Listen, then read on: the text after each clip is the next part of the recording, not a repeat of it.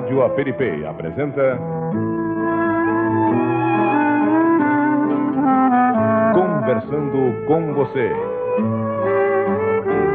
Curiosidades, notícias, crônicas e a música cuidadosamente selecionada para o ouvinte da sintonia inteligente. Conversando com você. Produção e apresentação, Petrônio Gomes.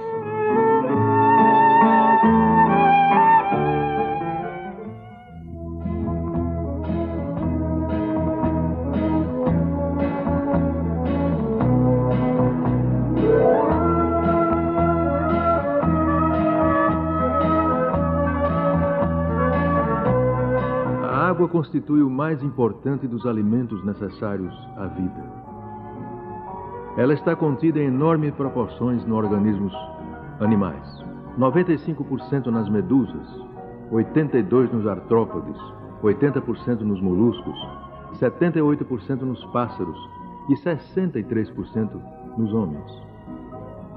Foi demonstrado que um animal pode sobreviver à perda de quase todas as suas reservas de gordura e à metade de suas reservas de proteínas, mas não resistirá à perda de apenas 1/10 do seu teor de água.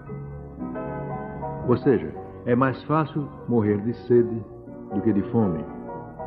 Existem, contudo, alguns animais, como o coelho, que são capazes de viver muitos anos sem absorver uma só gota de água sob a forma de bebida.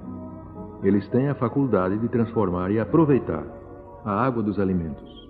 Além disso, parte da percentagem de água que é necessária à sua sobrevivência forma-se em seu próprio organismo, em consequência de processos metabólicos especiais. Esse sistema é particularmente eficiente no camelo.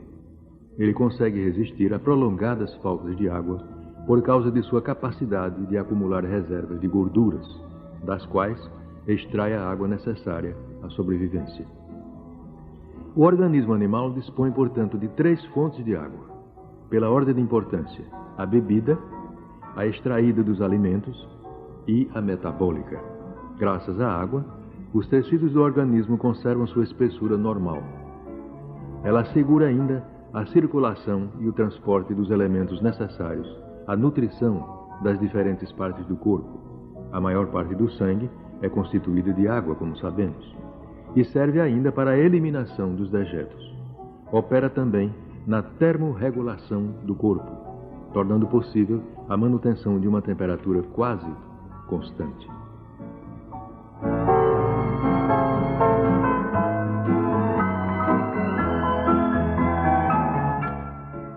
Ouçamos agora As Rosas Não Falam, da autoria de Cartola, interpretação do conjunto Os Coroas.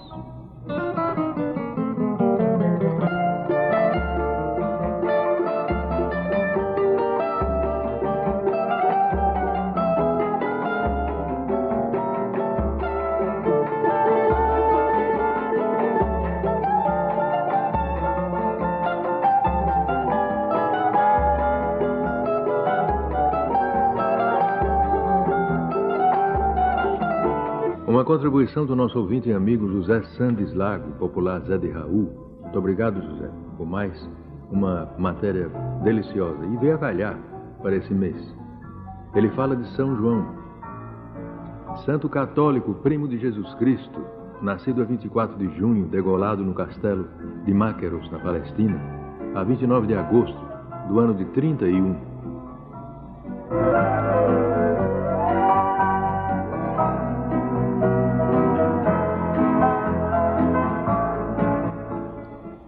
Pregador de alta moral, áspero, intolerante, ascético, São João é festejado com as alegrias transbordantes de um Deus amável e dionisíaco, com farta alimentação, músicas, danças, bebidas e uma marcada tendência sexual nas comemorações populares, adivinhações para casamento, banhos coletivos pela madrugada, prognósticos de futuro, anúncio de morte no curso do ano próximo. O santo, segundo a tradição, adormece durante o dia que lhe é dedicado, tão ruidosamente pelo povo, através dos séculos e países. Se ele estivesse acordado, vendo o clarão das fogueiras em sua honra, não resistiria ao desejo de descer do céu para acompanhar a oblação, e o mundo acabaria em fogo. Se São João soubesse quando é o seu dia, descia do céu à terra com prazer e alegria. Minha mãe, quando é meu dia? Meu filho, já se passou. Numa festa tão bonita, mamãe não me acordou.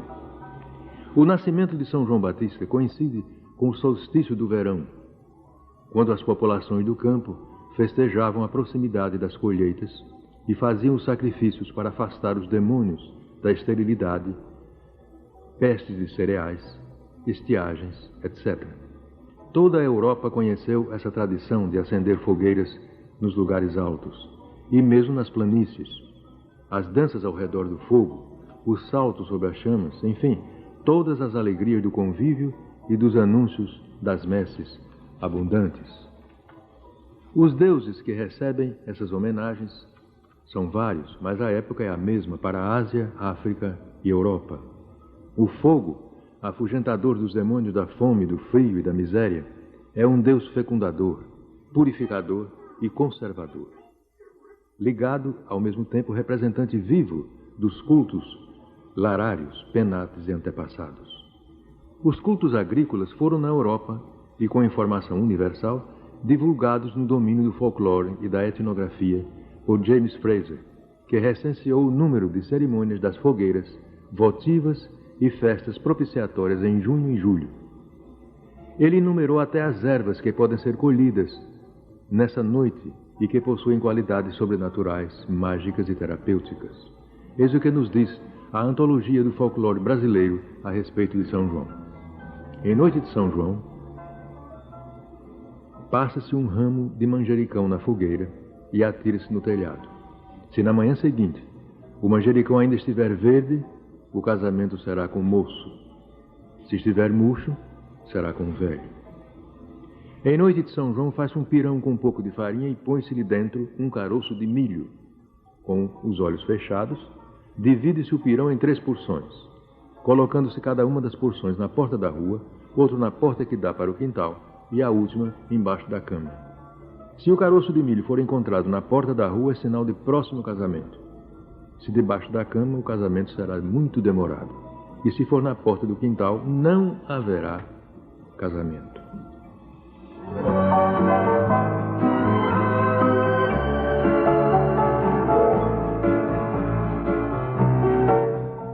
De Erivelto Martins, Nelson Gonçalves interpreta Nega Manhosa.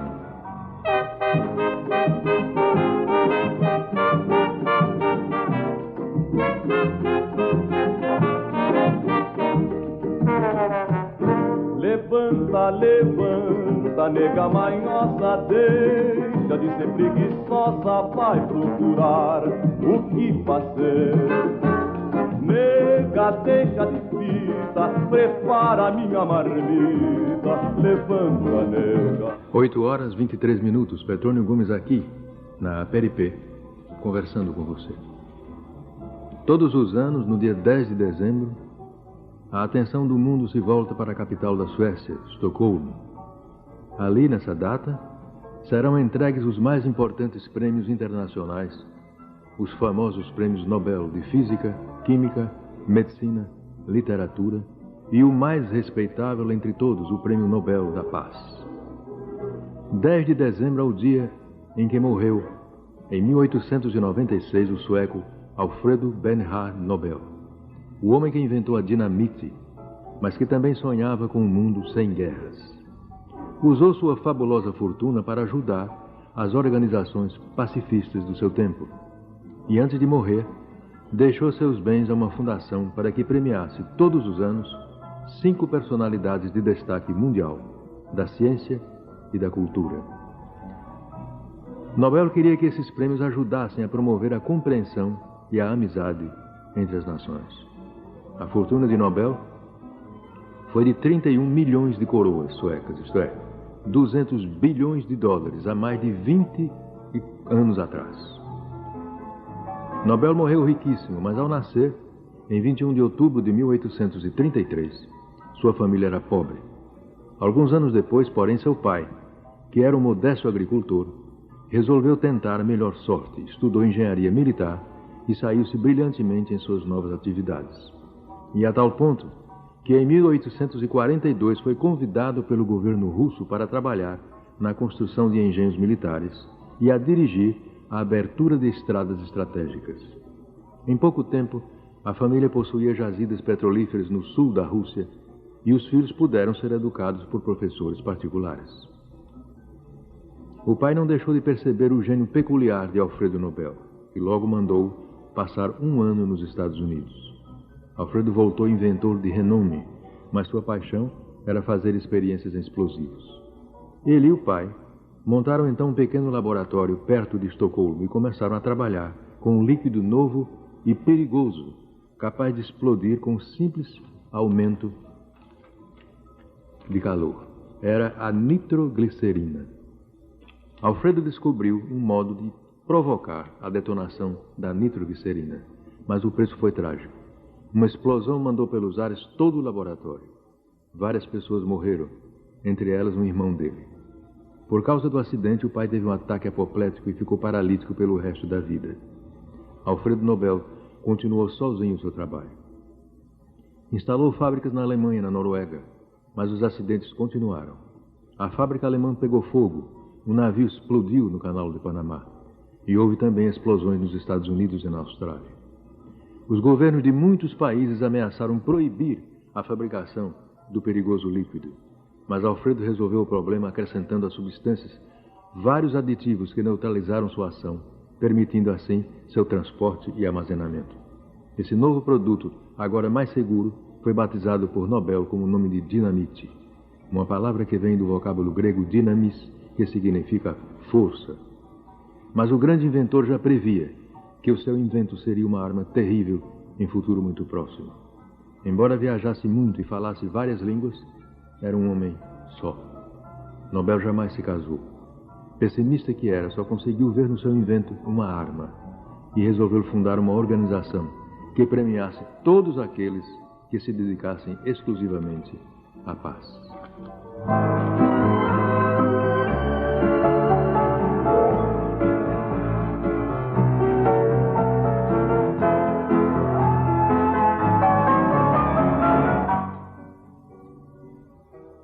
Vamos voltar ao Carnaval de 1935, Carlos Galhardo interpretando Marcha para o Oeste, de João de Barro e Alberto Ribeiro.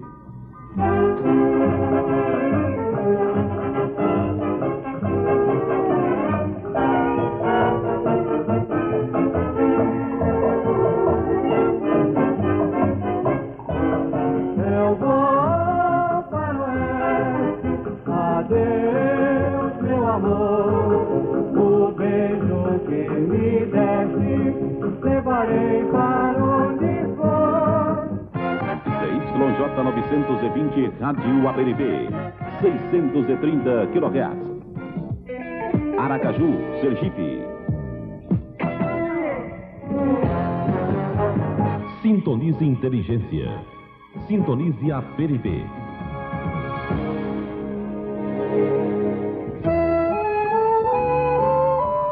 Estamos apresentando Petrônio Gomes conversando com você.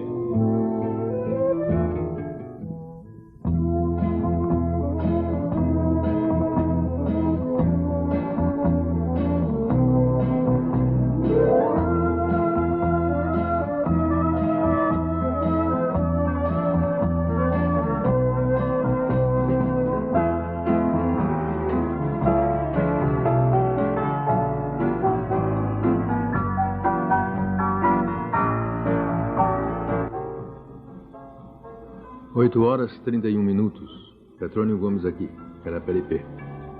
Um elemento importante na fabricação dos perfumes é a secreção de alguns animais, que serve para fixar a essência.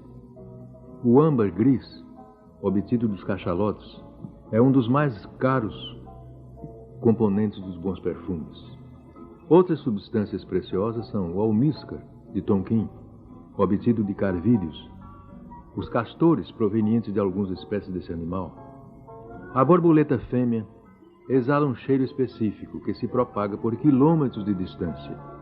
e com isso atrai os machos na época do acasalamento. Seguindo o cheiro conhecido, as vacas identificam seus filhotes também. O gato segue o caminho do rato por seu odor característico. É o olfato que dirige a grande maioria dos animais, na procura de alimento ou do parceiro reprodutor.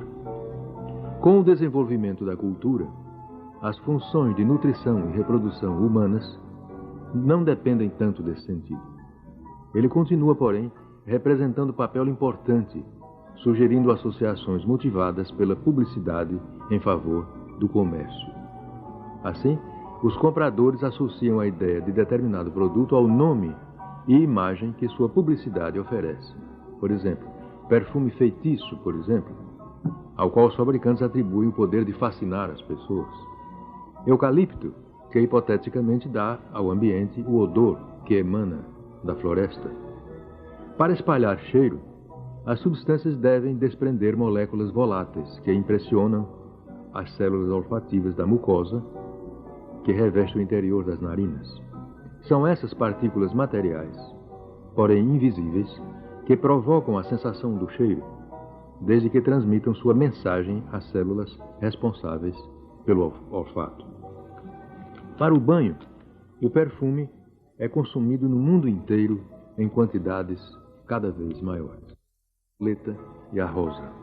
Além das flores, podem-se extrair substâncias de outras partes do vegetal, como, por exemplo, a folha de lavanda, do alecrim e da violeta, a casca da canela, da cássia e do sassafrás, o caule do gerânio, o cerne do sândalo, do pau-rosa e do cedro, e o fruto do limoeiro, da limeira e da laranjeira.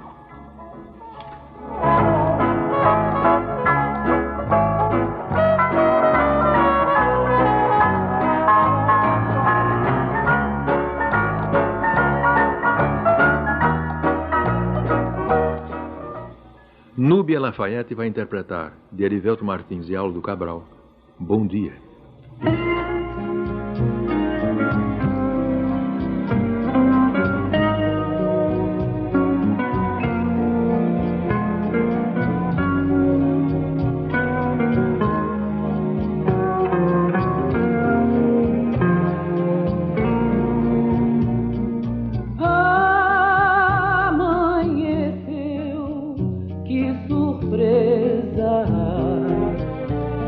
Reservava tristeza nesta manhã muito fria.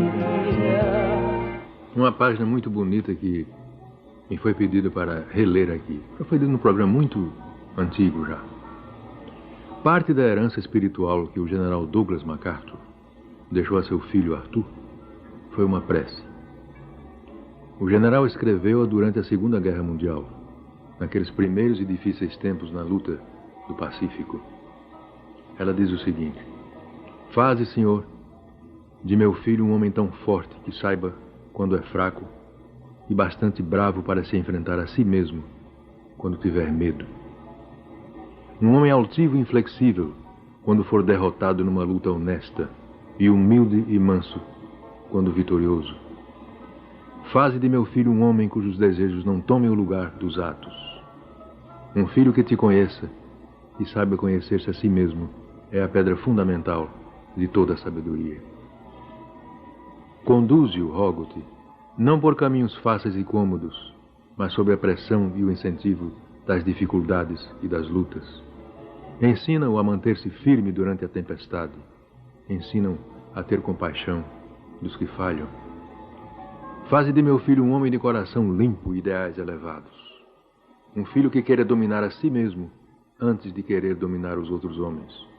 Que anteveja o futuro, mas sem jamais esquecer o passado. E depois que ele for o senhor de tudo isto, dá-lhe, rogo-te, bastante senso de humor para que ele possa sempre ser sério, sem contudo encarar a si mesmo com excessiva seriedade. Dá-lhe a humildade, a simplicidade da verdadeira grandeza, o espírito compreensivo da verdadeira sabedoria e a bondade da verdadeira força. Então eu, seu pai, ousarei murmurar: não vivi em vão.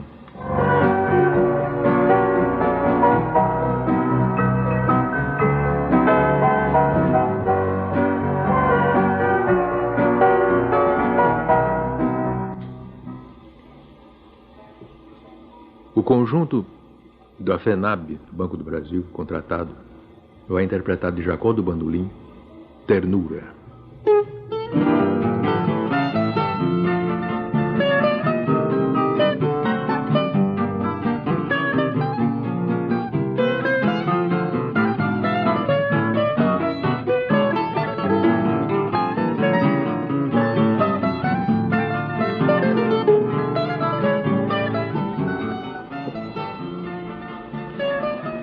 8 horas e 44 minutos. Os tenros e dóceis animais domésticos que tanto alegram a vida das crianças e acompanham adultos e idosos solitários podem representar uma ameaça à saúde se não forem vacinados e observados regularmente por um especialista em veterinária. Arranhões, mordidas, lambidas, bicadas e mesmo contato íntimo com os fiéis companheiros do homem podem provocar desde um simples problema na pele, infecções e quadros febris até doenças graves e, em casos extremos, a morte. As chamadas zoonoses, são as doenças transmitidas por animais, fazem um grande número de casos a cada ano, sobretudo nos países em desenvolvimento, onde as condições sanitárias e de captura de animais vadios são precárias. Segundo a Organização Mundial da Saúde, dos 373 milhões de habitantes na América do Sul e no Caribe, pelo menos 172 milhões já sofreram uma ou mais zoonoses. Esse tipo de doenças não ocorre apenas no meio rural. Nos centros urbanos, o grande número de animais na rua, o acúmulo de lixo e a enorme população de ratos que vivem nos esgotos contribuem para que os casos cresçam e se disseminem pela cidade. Os cães, por exemplo. Até o mais inofensivo filhote pode transmitir doenças para o homem. Além da conhecida raiva, perfeitamente controlável através da vacinação dos animais, os cães podem transmitir uma série de outras doenças. Por exemplo, a larva migrans cutânea é uma doença dermatológica que se adquire com frequência na areia da praia, onde os cachorros defecam sem qualquer cuidado de seus donos. A larva provoca uma intensa coceira e migra por um túnel sob a pele, deixando uma lesão em forma de serpente. Bastante mais grave, a larva migrans visceral, causada pelo Toxocarines, caminha por dentro dos tecidos, provocando lesões nas vísceras e sérias manifestações oculares. Esse tipo de doença é muito mais comum em crianças com menos de 5 anos de idade, que brincam na areia de parquinhos e praias, geralmente contaminadas com as fezes dos cães. Mordidas de cães também podem provocar tétano e infecções locais por germes, o estafilococo e o streptococo. Os gatos. Simples arranhões também podem trazer problemas sérios. As feridas são com frequência contaminadas por bactérias que causam febre e aumento dos gânglios. Esse quadro, geralmente de curso prolongado, é conhecido como a doença da arranhadura do gato, embora cães também possuam provocá-la. As fezes dos gatos que contêm cistos de toxoplasma podem provocar uma doença grave, a toxoplasmose, responsável por grande número de abortos, nascimentos prematuros e malformações de fetos. Essa doença ocorre em quase todos os países, atingindo de 20% a 83% da população. A Amazônia tem um dos mais altos índices de infecção do Brasil, cerca de 38,4% entre os índios. Cerca de 50% dos gatos apresentam toxoplasma. As pessoas podem estar infectadas com o parasito sem apresentar sintomas. Os principais deles são febre e aumento dos gânglios. Na gravidez, o problema é maior, porque a mulher pode contaminar o feto, causando deformações e doença ocular. Diz um médico que pombos e outros pássaros, em menor proporção, também podem transmitir a doença. As zoonoses podem ser transmitidas por contato, por ingestão de alimentos de origem animal ou por picadas. Uma das mais importantes zoonoses presentes tanto em áreas rurais quanto urbanas é a brucelose, adquirida geralmente pelo consumo de leite não pasteurizado. Trata-se de uma doença infecciosa causada por bactérias do gênero Brucella, comum aos bovinos, caprinos e suínos, que provoca febre, anemia, nevralgias, dores articulares e suores. Entre outras zoonoses graves, cita-se a cisticercose, parasitose adquirida pelo consumo de carne de porco e de boi crua ou mal cozida, que provoca lesões graves nos olhos e no sistema nervoso central. A larva da Tânia solium, da solitária, e a outra podem até alojar-se no cérebro, causando epilepsia, nas cavidades orbitais, nos músculos, na medula e inclusive no coração, dificultando o trabalho cardíaco, como os médicos explicam. Não menos importante é a leptospirose, infecção severa que afeta o fígado e outros órgãos, provocada pela leptospira, que se aloja em ratos, cães, bois e porcos.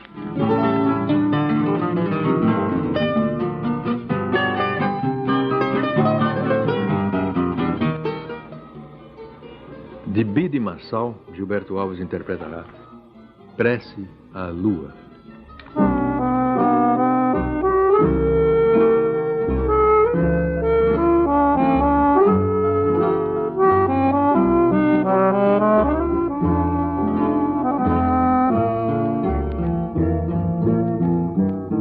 Lua, deusa da natura, ouve a minha prece, protetora dos amantes, porque me esquece. Reza um adágio antigo: não há domingo sem missa, nem segunda sem preguiça. E um velho colega meu, muito espirituoso, costumava dizer: o dia melhor da semana é a terça-feira. Quando lhe perguntávamos por qual motivo, ele explicava: porque está mais longe da outra segunda.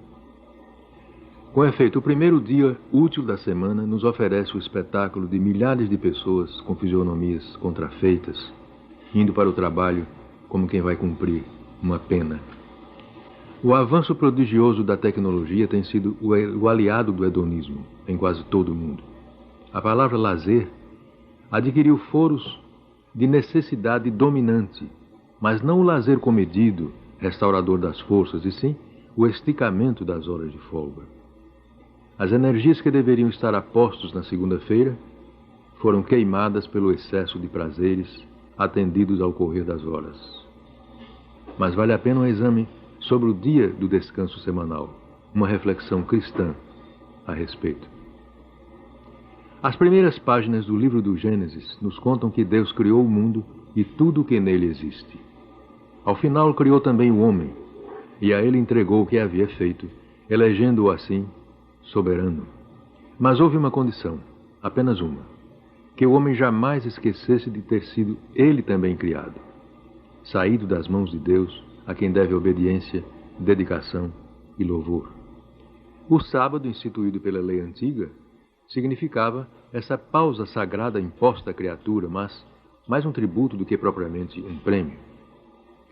Pois, sendo finitas, as criaturas necessitam de um reabastecimento periódico, cada espécie com seu tipo. Até mesmo o solo exige um tempo de repouso. Mas para o homem, sob cujos pés o Criador colocou o mundo inteiro, o descanso traz consigo algo de sobrenatural. É o dia em que interrompemos nossas tarefas e nos entregamos ao diálogo com Deus, apresentando-lhe nossos planos, pedindo-lhe forças, agradecendo-lhe por tudo. Ao mesmo tempo em que nossas forças se recompõem, nosso espírito, infinitamente mais valioso, alça o seu voo jubiloso em direção ao céu. Buscai as coisas do alto, recomendou o apóstolo.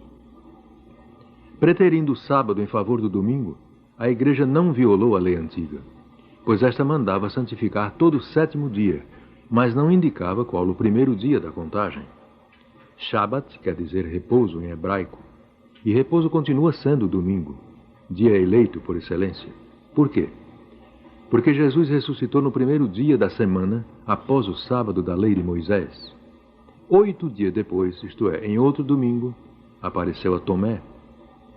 O evento de Pentecostes ocorreu no 50º dia, ou seja, após 7 semanas, 49 dias, mais um, o domingo. E São Paulo, na primeira carta aos Coríntios, escreveu: em cada primeiro dia da semana, cada um de vós ponha de lado o que conseguir poupar, para ajudar a comunidade de Jerusalém. O domingo, o dia do Senhor, é o dia senhorial, porque é o dia da consumação da vitória de Cristo. Retornando ao nosso ponto de partida, podemos observar agora como está invertido o sentido cristão do repouso. Os próprios governantes desviam quantias fabulosas em benefício do lazer, quando o mais lógico seria aplicá-las naquilo que faz merecer o lazer. Existem empresas que se dedicam exclusivamente a isto, com as ligadas ao turismo. A finalidade é lícita, justa, mas os meios que empregam não são, muitas vezes. A finalidade é lícita, claro. Os dias mais solenes do calendário religioso, por exemplo, como o da Semana Santa, os dias santificados e até o dia de finados, não passam de motivos caídos do céu para o aumento de vendas.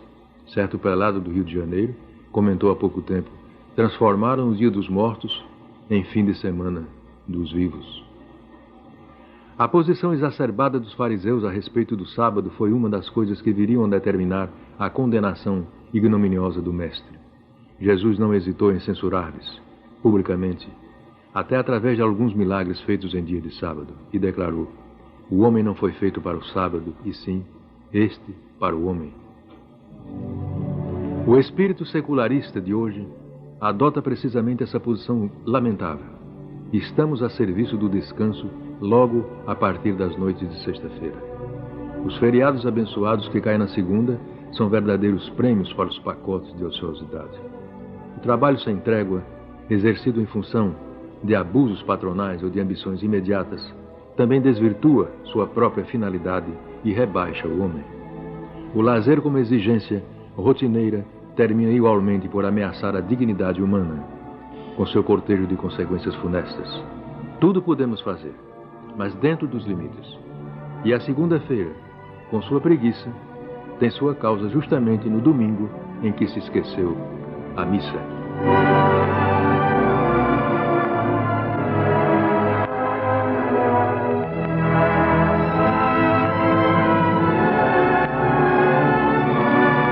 Muito obrigado a todos pela atenção e até o próximo domingo, se Deus quiser.